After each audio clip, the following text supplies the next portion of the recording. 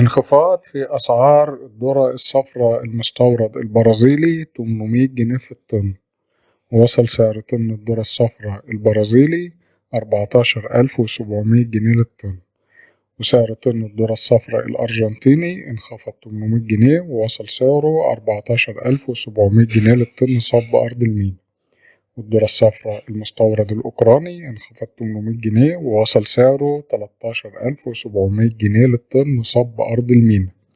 السلام عليكم ورحمة الله وبركاته، أهلا بكم من جديد في قناة الزراعة الحديثة. هنتكلم النهاردة عن أسعار الرز الشعير وسوق الرز الشعير، وأسعار الرز الأبيض ومخلفات الرز، وأسعار الذرة المستورد، وأسعار الذرة المحلي، وأسعار فول الصويا.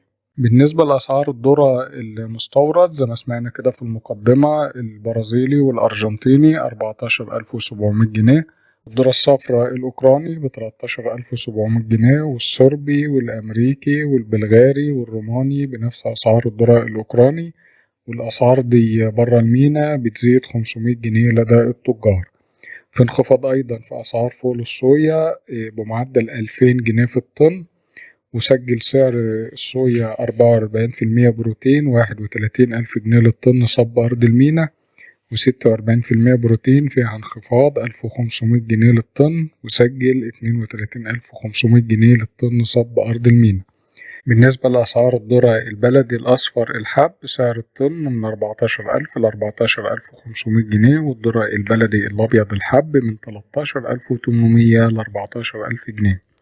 وسعر إرداب الذرة بالكوز، الإرداب 220 كيلو بعد إزالة الغلاف، الذرة الأبيض إردابه من 1800 جنيه ل 2000 جنيه، والذرة الأصفر من 2000 جنيه ل 2200 جنيه، يعني متوسط سعر طن الذرة الأصفر 9000 جنيه، والذرة الأبيض 8500 جنيه بالكوز.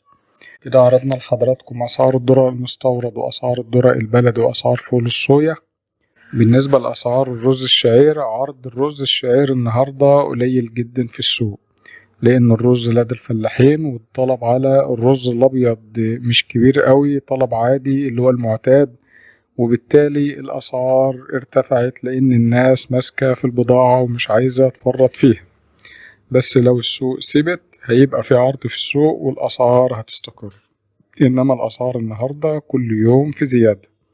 سعر الرز الشعير الرفيع والصال للمضرب من 15700 ل 16000 جنيه للطن، وأسعار التنفيذ بتقل 200 جنيه على أرضه. بالنسبة لأسعار الرز الشعير العريض والصال للمضرب من 16300 ل 16500، الأسعار قريبة جدا من بعضها العريض والرفيع.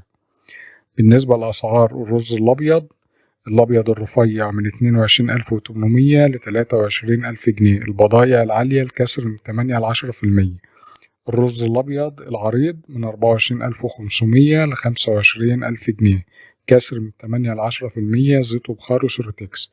مخلفات الرز السرس المطحون من 2200 ل 2400، الكونة من 13200 ل 13400، كاس الرز الناعم من 13500 ل 13700.